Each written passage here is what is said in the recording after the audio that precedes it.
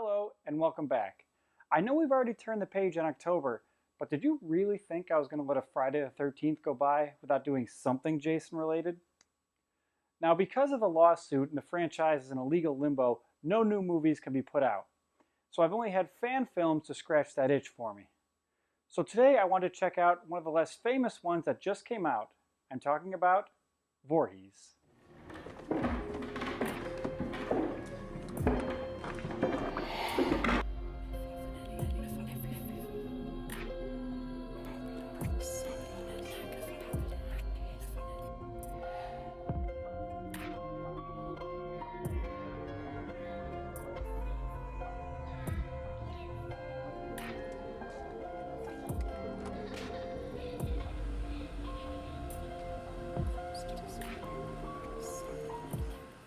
I've reviewed a few of these fan films already, and because the first one I ever watched was Never Hike Alone, I feel my expectations are too high because I haven't particularly enjoyed the others. I occasionally have to remind myself, these are mostly a labor of love, they're not making any money. Sure, they get some exposure, but that's it. They're doing it because they love the franchise, and at the very least, that shines through each one of these I've seen. We pick up the story with a group of bank robbers who have just pulled off a major heist and are heading to their hideout fresh off taking 2 hostages along for the ride. The leader of the group, a man named Blaine, has them holding out for a night at an abandoned campground. Unfortunately, he picks Camp Crystal Lake, knowing its history, and double unfortunately, the inhabitant of the camp doesn't like visitors one bit. I have to give this movie credit. It tries. It really does. I knew from the trailers what I was getting into with the acting and production values, but I was pleasantly surprised with the little things this movie does to make up for it. There's a lot of different shots and little tricks it pulls off to keep you engaged. It plays around with the camera angles a lot, and at times it can be pretty interesting to look at. It's extremely low budget, but the movie gives you a bunch of well-timed cuts, different angles, beauty shots, and even a sped-up drone view of the camp.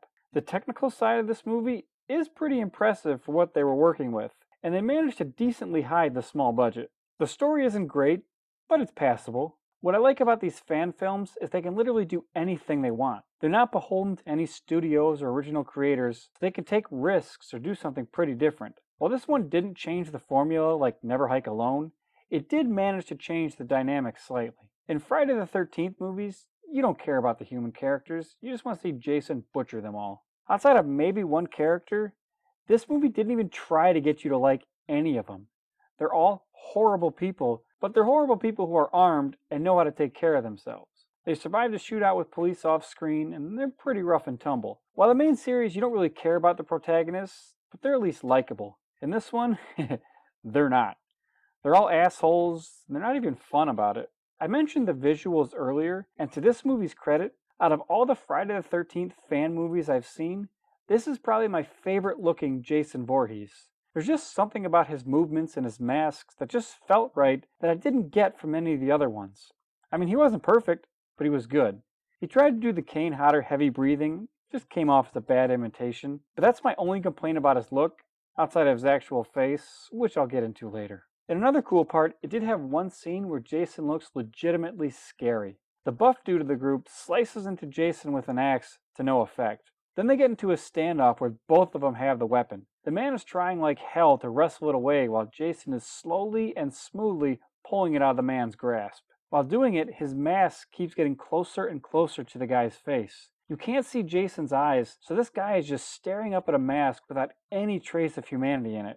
But as cool as he looks, when he loses his mask, it just ruins it. I'm not going to put the picture up because I don't want to spoil it, but I was not a fan of his face. It looked like something you would find at a Spirit Halloween. It does have other problems though. For one, it's too long. It's 90 minutes, but for long stretches, the movie just seems like it's spinning its wheels.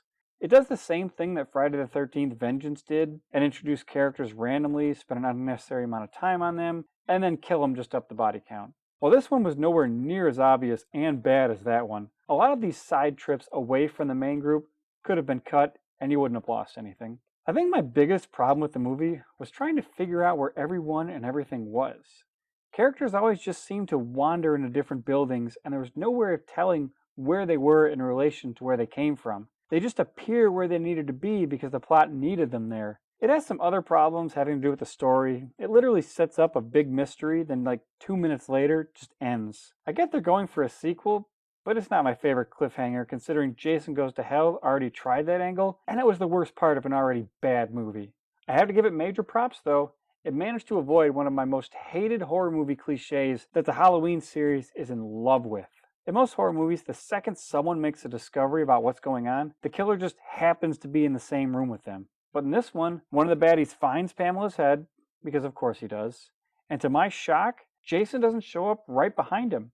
That made me irrationally happy, and it got its final rating bumped up a Dr. Chainsaw and a half.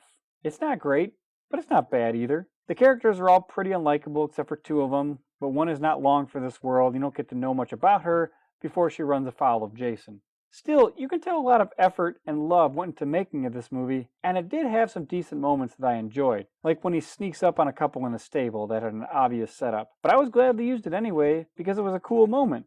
Sometimes the right decision is the obvious one. Do I recommend it?